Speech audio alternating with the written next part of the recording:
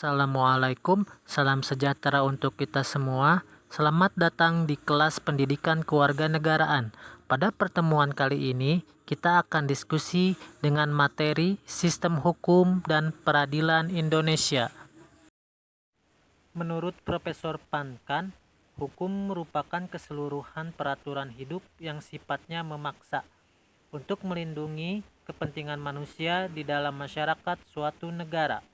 Di dalam hukum terdapat beberapa unsur, diantaranya peraturan mengenai tingkah laku manusia dalam pergaulan masyarakat. Peraturan itu dibuat dan ditetapkan oleh badan-badan resmi yang berwajib. Peraturan itu bersifat memaksa. Sanksi terhadap pelanggaran peraturan tersebut adalah tegas. Dengan demikian, suatu ketentuan hukum mempunyai tugas berikut. 1. Menjamin kepastian hukum. 2. Menjamin ketertiban, ketentraman, kedamaian, keadilan, kemakmuran, kebahagiaan, dan kebenaran. 3. Menjaga jangan sampai terjadi perbuatan main hakim sendiri dalam pergaulan masyarakat. Sekarang silahkan kalian diskusikan dengan teman sebangku materi tentang penggolongan hukum. Penggolongan hukum berdasarkan keputusan ilmu hukum. Hukum digolongkan sebagai berikut. Berdasarkan sumbernya. 1. Hukum undang-undang, yaitu hukum yang tercantum dalam peraturan perundang-undangan. Contohnya Undang-Undang Pemilu. Hukum adat adalah hukum yang diambil dari peraturan adat atau kebiasaan.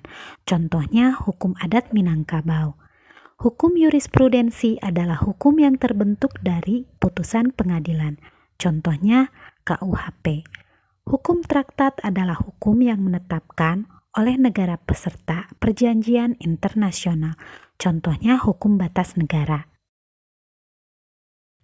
Berdasarkan tempat berlakunya, 1. Hukum nasional yaitu hukum yang berlaku dalam wilayah suatu negara tertentu.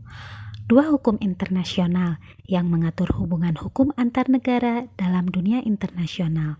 Hukum ini berlaku secara universal baik secara keseluruhan maupun terhadap negara yang mengikatkan diri pada perjanjian internasional. 3. Hukum asing yaitu hukum yang berlaku dalam wilayah negara lain. 4. Hukum gereja yaitu hukum merupakan norma yang ditetapkan gereja untuk anggotanya.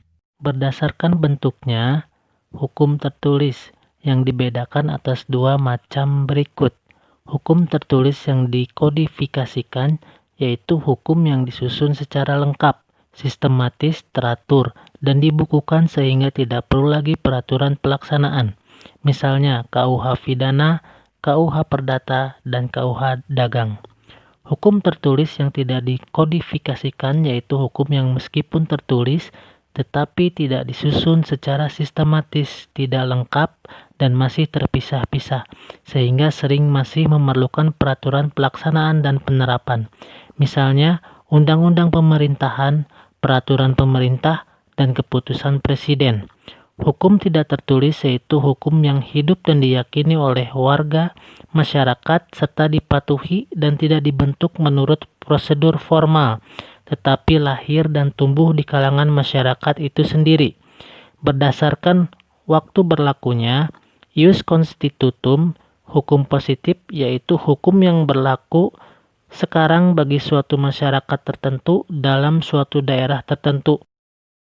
Ius constituendum, hukum negatif yaitu hukum yang diharapkan berlaku pada waktu yang akan datang. Misalnya, rancangan undang-undang. Berdasarkan cara mempertahankannya, hukum material yaitu hukum yang mengatur hubungan antara anggota masyarakat yang berlaku umum tentang hal-hal yang dilarang dan dibolehkan untuk dilakukan. Misalnya hukum pidana, hukum perdata, hukum dagang, dan sebagainya. Hukum formal yaitu hukum yang mengatur bagaimana cara mempertahankan dan melaksanakan hukum material.